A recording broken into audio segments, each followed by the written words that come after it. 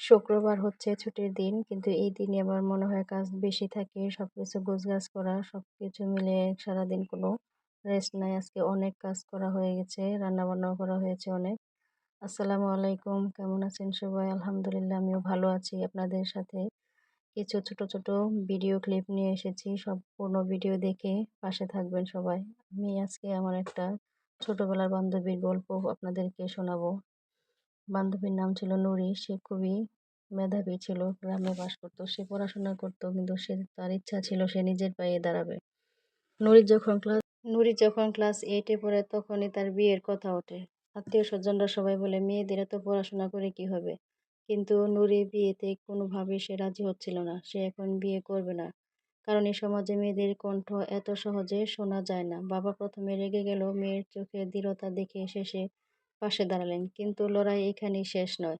স্কুলে যেতে নুরিকে প্রতিদিন কয়েক কিলোমিটার হাঁটতে হয়। রোদ, বৃষ্টি কিছুই তাকে থামাতে পারে না। অনেক সময় বই কেনার টাকা তার কাছে থাকে না। তবুও সে পুরনো বই জোগাড় করে পড়ে। একদিন পরীক্ষার ফল বের হলো।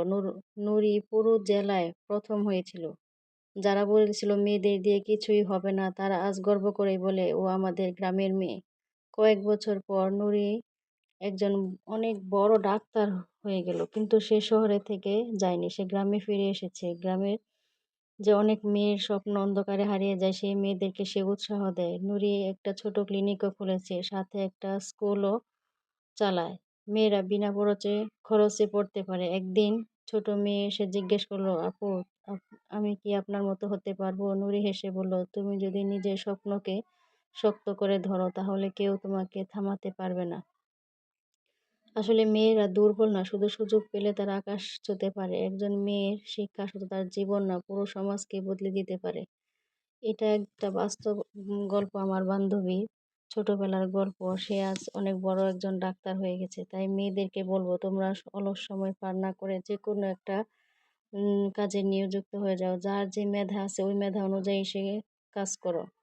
এখন আর বসে থাকার দিন নেই। পড়াশোনার পাশাপাশি অন্য এক্সট্রা যদি কোনো মেধা থাকে তাহলে ওটাই কাজে লাগানো উচিত। মেয়েরা দুর্বল না, সুযোগ পেলে তারা আকাশ ছুঁতে পারে।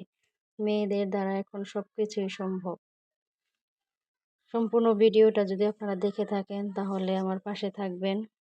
ভালো লাগলে লাইক, কমেন্ট, শেয়ার করে দিবেন। এটা শুধু নুরি না, আমাদের গ্রামে গঞ্জে অনেক হাজারো মেধাবী আছে যা অযত্নে অবহেলায় তাদের মেধা বিলীন হয়ে যাচ্ছে। আমরা চাই এসব মেয়েদেরকে জাগ্রত করতে, পড়াশোনার পাশাপাশি তাদের আয় রোজগার ইনকাম করে যেন তারা মাথা উঁচু করে দাঁড়াতে পারে।